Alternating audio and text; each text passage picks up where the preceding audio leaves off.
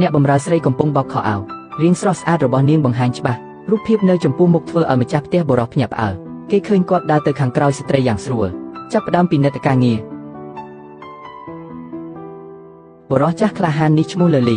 គាត់ជាសេដ្ឋីល្បីបំផុតនៅក្នុងតំបន់លើលីដែលមានទ្រព្យសម្បត្តិនិងអំណាចមានចរិតចម្លែកមួយល្អហើយគាត់ចូលចិត្តសួរអ្នកចាស់អំពីដំណឹងស្ត្រីវ័យក្មេងស្ត្រីមិនអាចយកចិត្តបរោះបានទេអ្នកចាស់គិតថាលោកលីកំពុងលេងសាច់គាត់ពេលឃើញស្ត្រីមិនសហការជាមួយខ្លួនបរោះបង្ហាញអារម្មណ៍ខឹងខ្លាំងដើម្បីមិនឲ្យខឹងម្ចាស់ប្រាក់ធំមុខមាត់លោកឡាប៉ោសន្យាថានឹងជួយស្វែងរកស្ត្រីវ័យក្មេងឲ្យគាត់មូលហេតុដែលលោកលីមានចំណងចិត្តបែបនេះគឺដោយសារមានរឿងមួយកើតឡើងនៅពេលគាត់នៅក្មេងដឹងថានៅពេលលោកលីអាយុ13-14ឆ្នាំគាត់បានចាប់អារម្មណ៍ខ្លាំងចំពោះស្ត្រីក្នុងគ្រួសាររបស់គាត់ឪពុករបស់លោកលីបានមើលឃើញអារម្មណ៍របស់កូនប្រុសហើយបាននិយាយជាមួយគាត់ដោយសម្លេងទន់ភ្លន់នេះមិនមែនជាអាកប្បកិរិយារបស់បុរសទេនៅពេលដែលឪពុកបង្រៀនលោកលីបានបញ្ឈប់ចំណាប់អារម្មណ៍ចំពោះស្ត្រីរបស់ខ្លួនប៉ុន្តែហេតុការណ៍ដែលកើតឡើងថ្ងៃនោះបានធ្វើឲ្យគាត់ភ្ញាក់ឡើងវិញមូលហេតុគឺថ្ងៃនោះម៉ែបានចេញក្រៅផ្ទះឪពុកបានទទួលខុសត្រូវថែទាំលោកលីជំនួសប៉ុន្តែបុរសគ្រាន់តែដឹងទៅកន្លែងកំសាន្តដើម្បីផឹកតែហើយបានទុកលោកលីឲ្យឈររងចាំនៅមុខទ្វារនៅពេលនោះផងដែរលោកត្រូវបានមនុស្សម្នាក់ដែលស្លៀកខោអាវខ្មៅពេញខ្លួនតាក់ទាញដោយសារចង់ដឹងចង់ឃើញរបស់ខ្លួនលោកលីបានលួចដើរតាមគាត់ឡើងទៅលើជាន់នៅទីនោះលោកបានឃើញរូបភាពពិបាកភ្លេចបំផុតក្នុងជីវិតនៅពេលគាត់កំពុងភ្ញាក់ផ្អើលនោះបុគ្គលិកម្នាក់នៅក្នុងហាងតែបានរកឃើញហើយរំលោភគាត់បានផ្លាស់ប្ដូរពីក្មេងប្រុសម្នាក់ក្លាយជាបុរសពិតប្រាកដម្នាក់បន្ទាប់ពីព្រឹត្តិការណ៍នោះលោកលីបានចាប់ផ្ដើមចូលចិត្តអារម្មណ៍នោះយ៉ាងខ្លាំងរៀងរាល់ពេលយប់ជ្រៅគាត់តែងតែចូលទៅពេលឪពុកម្ដាយគាត់កំពុងសម្រាកលួចចេញពីផ្ទះទៅកាន់កន្លែងនៅក្នុងអនុស្សាវរីយ៍ជ្រៅសាកល្បងរស់នៅក្នុងភាពសុខស្រួលលើលោកពេលអាយុកាន់តែច្រើនឡើងភ្នែករបស់គាត់ពីបន្ទប់តែបានបង្វែរទៅលើសេវាកម្មនៅផ្ទះជីវិតបែបនេះបានបន្តរហូតដល់ពេលចាស់របស់គាត់តែគាត់នៅតែមិនអាចភ្លេចអារម្មណ៍នៅពេលក្មេងរបស់ខ្លួនបានទេនេះហើយជាមូលហេតុដែលលោកលីឲ្យលោកបាវជួយស្វែងរកស្រីក្មេងម្នាក់សម្រាប់ខ្លួនលោកបាវក៏យកចិត្តខ្លាំងដែរមិនយូរប៉ុន្មានលោកបាវក៏រកស្រីម្នាក់ឲ្យលោកលីបានស្រីដែលលោកបាវនិយាយឈ្មោះថាចិចនាងបាត់បង់ឪពុកម្ដាយពីតូចហើយបានចូលមកធ្វើការនៅសង្គមចាស់ពេលដែលជីងដឹងថាលោកលីចូលចិត្តខ្លួន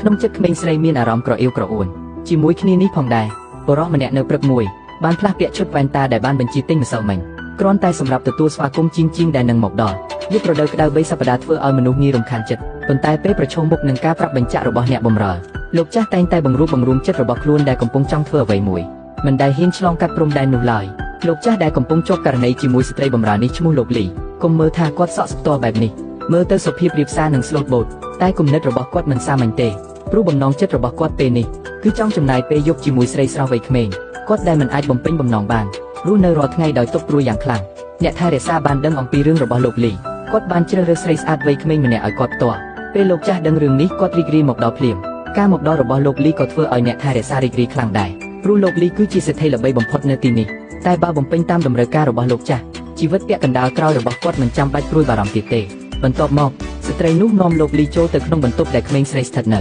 ក្រោយមួយយប់កន្លងផុតពូចាស់បានសម្រេចបំណងរបស់ខ្លួនចុងក្រោយជីវិតក៏ចាប់ផ្ដើមធម្មតាវិញបន្តិចបន្តួចតែអ្វីដែលគាត់មិនដឹងនោះគឺជីងវិញបានចាប់អារម្មណ៍ខ្លាំងចំពោះលោកលីក្មេងស្រីបានសួរព័ត៌មានពីលោកចាស់តាមរយៈអ្នកថែរក្ស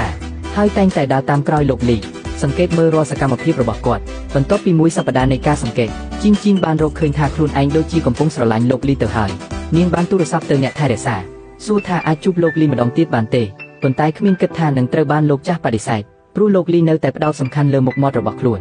គាត់មិនចង់ឲ្យអ្នកដទៃដឹងអាថ៌កំបាំងនេះអាថ៌កំបាំងបន្ទាប់ពីចឹងដឹងថាលោកលីបានបដិសេធនាងកាន់តែជឿជាក់ថានាងមិនបានមើលមនុស្សច្រឡំទេនឹងកាន់តែស្រឡាញ់លោកចាស់នោះបន្ថែមទៀតប៉ុន្តែលោកលីនៅពេលនោះវិញមិនដឹងអំពីគំនិតរបស់ចឹងទេថ្ងៃនោះគាត់កំពុងដើរលេងនៅលើផ្លូវដោយចៃដន្យឲ្យបានជួបប្រពន្ធចាស់របស់ខ្លួនវិញប៉ុន្តែអ្នកនាងវិញធ្វើមិនស្គាល់គាត់ទេដឹងហើយថាពេលក្មេងលោកលីតែងតែទៅកំសាន្តនៅកន្លែងសប្បាយជីញឹកញាប់ទុកឲ្យប្រពន្ធនៅផ្ទះម្នាក់ឯងរៀងរាល់ថ្ងៃដូច្នេះស្ត្រីនោះបានស្នើសុំបំបីគ្នាលោកលីដឹងថាខ្លួនខុសចំពោះប្រពន្ធចាស់តែគាត់ក៏មិនចង់និយាយអ្វីច្រើនដែរមើលតាមទីដៅដែលស្ត្រីនោះបានចាក់ចេញលោកលីមានអារម្មណ៍ស្រពេចស្រពើនិងខកចិត្តបន្តិចនេះជាមួយដែលមានកម្រិតមិនចាញ់ភាពយន្តអាមេរិកសូម្បីតែលើស្នាដៃកម្ពុជារបស់ភាពយន្តហ្វីលីពីនផងដែរការសម្ដែងរបស់ទូស្រីបានធ្វើឲ្យទស្សនីយភាពកាន់តែរឹតតែខ្លាំងពេលបានជួបប្រពន្ធចាស់ម្ដងទៀតចិត្តរបស់លោកលីពោពេញដោយអារម្មណ៍ចម្រុះបើមិនមែនជាកំហុសដែលខ្ញុំបានធ្វើនៅវ័យក្មេងទេខ្ញុំក៏មិននឹងទៅដល់ដំណាក់កាលនេះជាមួយភរិយាទេលោកលីដើរតាមផ្លូវដោយព្រួយចិត្តខ្លាំងគ្មានការយកចិត្តទុកដាក់ថាជី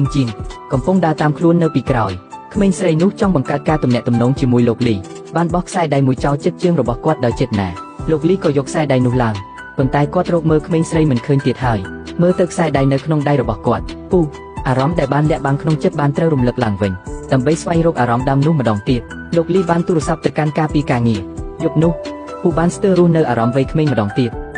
មុនពេលព្រឹកភ្លឺគាត់បានប្រញាប់ត្រឡប់ទៅផ្ទះវិញមិនគិតថានៅពេលនោះភ្លៀងធ្លាក់ខ្លាំងណាស់តែលោកលីនៅតែរត់កាត់ភ្លៀងត្រឡប់ទៅផ្ទះវិញព្រោះគាត់ភ័យថាជីងនឹងភ្ញាក់ឡើងឃើញខ្លួនគាត់ដោយសារប្រសាសន៍នាងទើបតែពេញវ័យតែគាត់វិញមានអាយុដល់80ឆ្នាំហើយភាពខុសគ្នាអាយុយ៉ាងខ្លាំងនេះធ្វើឲ្យគាត់ត្រូវធ្វើសេចក្តីសម្រេចបែបនេះគាត់មិនអាចភ្លេចពេលស្និទ្ធស្នាលជីងបានពេលដែលពួកគេនៅជាមួយគ្នាគាត់បានទៅរកការងារជាថ្មីម្ដងទៀតស្ត្រីនោះក៏រីករាយយ៉ាងខ្លាំងក្នុងការធ្វើការងារដែលត្រូវប្រើកម្លាំងព្រោះរាល់ពេលនោះនាងតែងតែរកប្រាក់បានច្រើនលោកលីបានព្យាយាមឲ្យជីងចងចាំខ្លួនឯងរាល់ពេលគាត់តែងតែទុកគ្រឿងអលង្ការដែលថ្លៃថ្លាឲ្យក្មេងស្រីនោះប៉ុន្តែជីងវិញមិនចូលចិត្តវត្ថុធម្មតាទាំងនេះទេនាងគ្រាន់តែចង់ស្ថិតនៅជាមួយលោកលីប៉ុណ្ណោះប៉ុន្តែស្រីក្មេងនោះយល់ច្បាស់ថាខ្លួនមិនអាចស្ថិតនៅជាមួយអ្នកចាស់នោះបានទេចុងក្រោយពួកគេមានភាពខុសគ្នាអាយុយ៉ាងខ្លាំងពេលយល់ច្បាស់ហើយនាងបានចេញទៅស្ងៀមស្ងាត់បន្ទាប់ពីដឹងថាស្រីក្មេងចេញទៅលោកលីមានអារម្មណ៍ឯកោយ៉ាងខ្លាំងព្រោះថ្ងៃដែលបានស្ថិតនៅជាមួយនាងគាត់បានចាប់អារម្មណ៍លើក្មេងស្រីស្រស់និងគួរឲ្យស្រឡាញ់ម្នាក់ជាយូរមកហើយលោកលីបានរស់នៅក្នុងភាពងឹតហើយនៅថ្ងៃនេះឯងជីងបានត្រឡប់មកទីនេះម្ដងទៀតយ៉ាងភ្លាមពេលលោកចាស់បានដឹងគាត់រីករាយខ្លាំងណាស់យប់នោះលោកលីបានមានអារម្មណ៍ដូចមុនម្ដងទៀតដូចជាបានឃើញព្រះជាម្ចាស់ដើម្បីឲ្យក្មេងស្រីមានជីវិតសុខស្រួលពីនេះទៅគាត់បានផ្ទេរទ្រព្យសម្បត្តិរបស់ខ្លួនទាំងអស់ទៅឲ្យជីងតាំងពីពេលនោះមកលោកលីចុងក្រោយក៏បានបំពេញបំណងរបស់ខ្លួនជាច្រើនឆ្នាំចប់សព